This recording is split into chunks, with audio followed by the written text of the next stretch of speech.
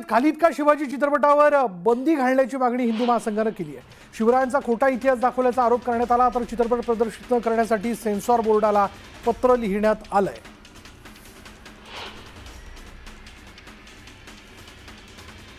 राज्यातील महापालिकेच्या निवडणुका नवीन प्रभाग रचनेनुसारच होणार आहेत। सर्वोच्च न्यायालयाने 27% ओबीसी आरक्षणानुसारच निवडणुका होणार असल्याच्या निर्णयावर शिक्कामोर्तब केलं।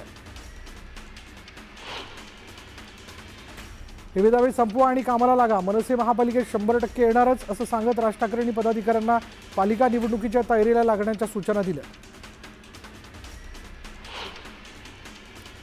20 वर्षांनंतर आम्ही भाऊ जर एकत्र येऊ शकतो तर तुम्ही का भांडताय? युतीचं काय करायचं ते माझ्यावर सोडा, असं म्हणत ठाकरे बंधूंच्या युतीवर मनसे अध्यक्ष राज ठाकरे यांनी सूचक विधान केलं।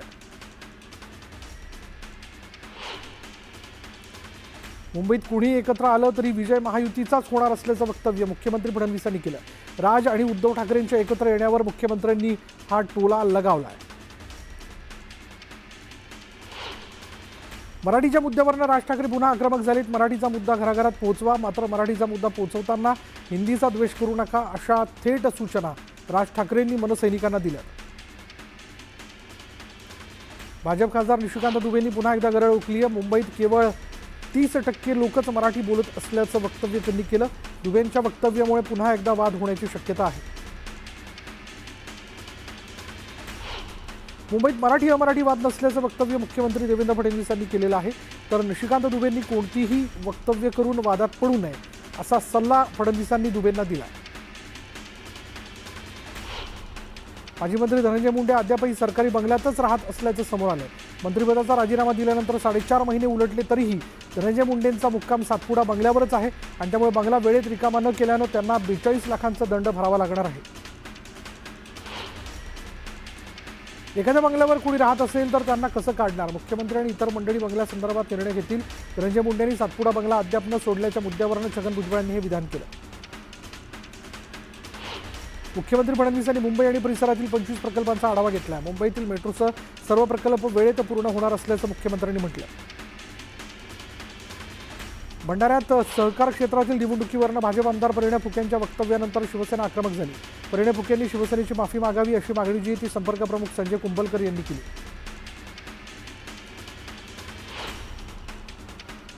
राजाभाऊ ठाकूर यांनी अलिबाग सातिर्जेमध्ये काँग्रेस कार्यकर्त्यांची बैठक घेतली। यावेळी राजाभाऊ ठाकूर यांनी कार्यकर्त्यांना मार्गदर्शन केलं। आगामी निवडणुकीसाठी कामाला लागण्याच्या सूचना कार्यकर्त्यांना देण्यात आल्या। दापोली विधानसभा मतदारसंघातील राजकीय हालचालींना वेग आलाय। रत्नागिरी जिल्ह्यातील खाडीपट्टा विभागातील तब्बल 600 कार्यकर्ते शिवसेनेत दाखल झालेत। रामदास कदम आणि राज्यमंत्री योगेश कदम यांच्या उपस्थितीत हा भव्य सोहळा पार पडला। नाशिकमध्ये शिवप्रतिष्ठानच्या संभाजी भिडे यांच्या व्याख्यानाचं आयोजन करण्यात आलं होतं।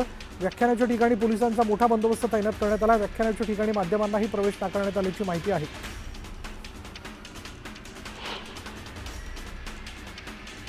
मुंबईतील अतिधोकादायक इमारतींच्या मुद्द्यावर मंत्री मंगलप्रभात लोढा यांनी बुधवारी बैठक बोलावली आहे। मंत्री मंगलप्रभात लोढांकडून म्हाडा प्रशासनाला निर्देश देण्यात आले, तर धोकादायक इमारतींमधील रहिवाशांना घरं खाली करण्याच्या नोटीसही बजावण्यात आल्या। सरपंच संतोष देशमुख हत्या प्रकरणाची सुनावणी पुन्हा एकदा पुढे ढकलण्यात आली आहे। येत्या 18 ऑगस्टला आता पुढील सुनावणी होणार आहे। ओव्हल कसोटीत भारताचा इंग्लंडवर 6 धावांनी थरारक विजय झालेला आहे। भारताने 5 सामन्यांच्या मालिकेत 2-2 अशी बरोबरी साधली आणि भारतीय गोलंदाजांचा भेदक माऱ्याच्या जोरावर भारतानं हा दमदार विजय मिळवला। साताराच्या वाईतील अनधिकृत दगडखान आणि स्टोन क्रशर विरोधात महिलांनी मोर्चा काढला। वाई गावातील ग्रामस्थांनी सातारा ते मंत्रालय असा तब्बल 230 किलोमीटर पायी मोर्चा काढत मुंबईच्या वेशीवर ते पोहोचले। पालकमंत्री मेघना बोर्डीकर यांच्या वक्तव्याचा ग्रामपंचायत अधिकारी संघटनेनं तीव्र निषेध केला। आमगावात काळी फीत लावून निषेध आंदोलन करण्यात आलं। वक्तव्याबाबत माफी मागण्याची यावेळी मागणी करण्यात आली आहे। माफी न मागितल्यास तीव्र आंदोलनाचा इशारा देण्यात आला। परभणीमध्ये मेघना बोर्डीकरांविरोधात ग्रामसेवकांनी कामबंद आंदोलन केलं। ग्रामसेवकाला कानाखाली लगावण्याच्या वक्तव्याच्या निषेधार्थ हे आंदोलन करण्यात आलं। दरम्यान मोठ्या संख्येनं ग्रामसेवकांनी आंदोलनात सहभाग घेतला। नांदेडच्या धनेगाव परिसरात उभारण्यात येणाऱ्या खासगी कंपनीच्या टॉवरला स्थानिक नागरिकांनी विरोध केला। परवानगी न घेता टॉवरची उभारणी होत असल्याचा आरोप करण्यात आला। त्यावेळी नागरिकांनी आंदोलन करत काम थांबवण्याची मागणी केली। वाशिमच्या गोंसर ते रिसोड रस्त्यावर डांबरीकरणासाठी नागरिकांनी रास्ता रोको आंदोलन केलं. वारंवार तक्रार करूनही दखल न घेतल्याचा आरोप करण्यात आला. दरम्यान तातडीने डांबरीकरण करण्याची मागणी करण्यात आली. अमरावती महानगरपालिकेच्या अतिक्रमण कारवाई विरोधात हॉकर्स संघटनेनं मोर्चा काढला. पालिकेच्या कारवाईमुळे अनेकांचं मोठं नुकसान झालं. यामुळे कारवाई थांबवण्याची मागणी करण्यात आली. नंदुरबारच्या अक्कलकुवा तहसील कार्यालयात महिलांनी ठिय्या आंदोलन केलं. बांधकाम मजुरांसाठीच्या योजनांच्या लाभासाठी हे आंदोलन करण्यात आलं. तातडीने मागण्या पूर्ण करण्याची मागणी यावेळी करण्यात आली. सांगलीच्या विठा इथे वकिलांनी पोलीस ठाण्यावर मोर्चा काढला. शहरातील एका वकिलावर विटा पोलिसांकडून करण्यात आलेल्या कारवाईच्या निषेधार्थ विटा न्यायालयातील वकिलांनी एकत्रित येत विटा पोलीस ठाण्यावर धडक मोर्चा काढला. चिपळूणमध्ये महावितरण विभागाविरोधात महाविकास आघाडीने आंदोलन केलं. ग्राहकांना न विचारता स्मार्ट मीटर बसवल्याचा आरोप करण्यात आला. तातडीनं मनमानी कारभार थांबवण्याची मागणी यावेळी करण्यात आली. पिंपरी चिंचवडमध्ये युथ फाउंडेशनने उपहासात्मक आंदोलन केलं. रस्त्याच्या कडेला नो पार्किंगमध्ये वाहनं उभी करणाऱ्यांना शाल आणि श्रीफळ देऊन सत्कार करण्यात आला. दरम्यान नो पार्किंगमध्ये वाहन उभी न करण्याचं आवाहन करण्यात आलं. नाशिक शहरात पडलेले खड्डे आणि विस्कळीत झालेल्या पाणीपुरवठ्याच्या विरोधात मनसे आक्रमक झाली आहे. नाशिक पालिकेच्या विरोधात मनसेच्या वतीने आंदोलन करण्यात आलं. रिकामे हांडे घेऊन महिलांनी मोठ्या प्रमाणात आंदोलनात सहभाग घेतला आणि यावेळी मनसैनिकांनी जोरदार घोषणाबाजी देखील केली. रक्षाबंधनाच्या निमित्ताने शिर्डी ते श्रीनगर रक्षायात्रेचं आयोजन करण्यात आलं. शिर्डी साईबाबा मंदिर परिसरातून या रक्षायात्रेला उत्साहात सुरुवात झाली. देशाच्या जवानांप्रती कृतज्ञता व्यक्त करण्यासाठी देशभरातून राख्या जमा करून हा रक्षारथ जवानांना राख्या पोहोचवणार आहे. यवतमाळच्या वडकीमध्ये लखीराम महाराजांची पदयात्रा पोहोचली आणि यावेळी ग्रामस्थांनी पदयात्रेचं जल्लोषात स्वागत केलं. लखीराम महाराज कन्याकुमारी ते अयोध्या पायदळ यात्रा करतात. वाशिमच्या मंदिर पार्क गणेशोत्सव मंडळाच्या वतीनं शाडू माती गणेश मूर्ती कार्यशाळेचं आयोजन करण्यात आलं. 5वी ते 10वीतील 350 विद्यार्थ्यांनी या कार्यशाळेत उत्स्फूर्त सहभाग घेत शाडूच्या मातीच्या गणेश मूर्ती बनवल्या आहेत आणि या सर्व गणेश मूर्तींमध्ये विविध झाडांच्या बिया टाकण्यात आलेल्या आहेत. गणेश मूर्तींच्या विसर्जनानंतर त्यापासून झाडं उगवणार आहेत. कल्याण कृषी उत्पन्न बाजार समितीमध्ये काँक्रीट रस्त्याचं भूमिपूजन करण्यात आलं. आमदार किसन कथोरे यांच्या उपस्थितीत भूमिपूजन सोहळा संपन्न झाला. दरम्यान कल्याण जिल्हा होत नाही तोपर्यंत गप्प बसणार नसल्याचं ते म्हणाले. पुणे जिल्ह्याच्या दौंड तालुक्यातील यवत गावात सलग 4थ्या दिवशी जमावबंदी लागू आहे. सलग 4थ्या दिवशी यवत शहरामध्ये कडकडीत बंद पाहायला मिळाला. उपमुख्यमंत्री एकनाथ शिंदे यांचं हिंगोलीत भव्य स्वागत करण्यात आलं. हिंगोलीमधील कावड यात्रेत एकनाथ शिंदे सहभागी झाले होते.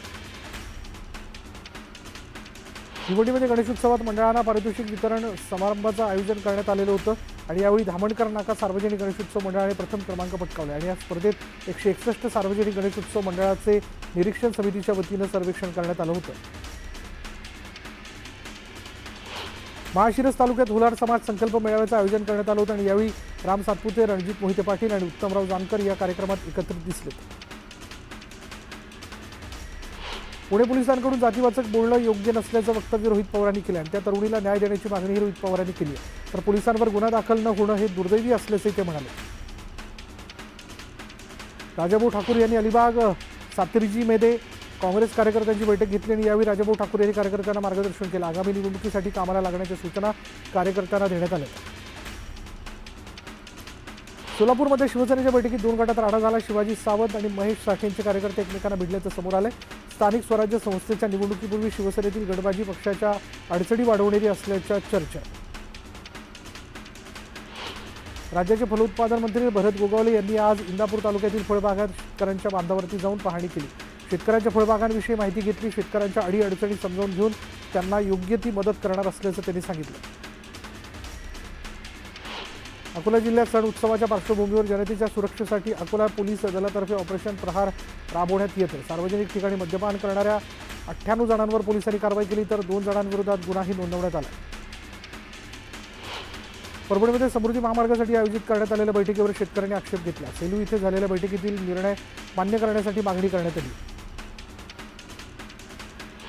कराडच्या प्रीतीसिंगम परिसरात कृष्णा कोयना नदीच्या काठी मगर आढळली आहे. मगरीचं दृश्य ड्रोन कॅमेऱ्यात कैद करण्यात आलं. मगर आढळल्यानं परिसरातील नागरिकांमध्ये भीतीचं वातावरण आहे.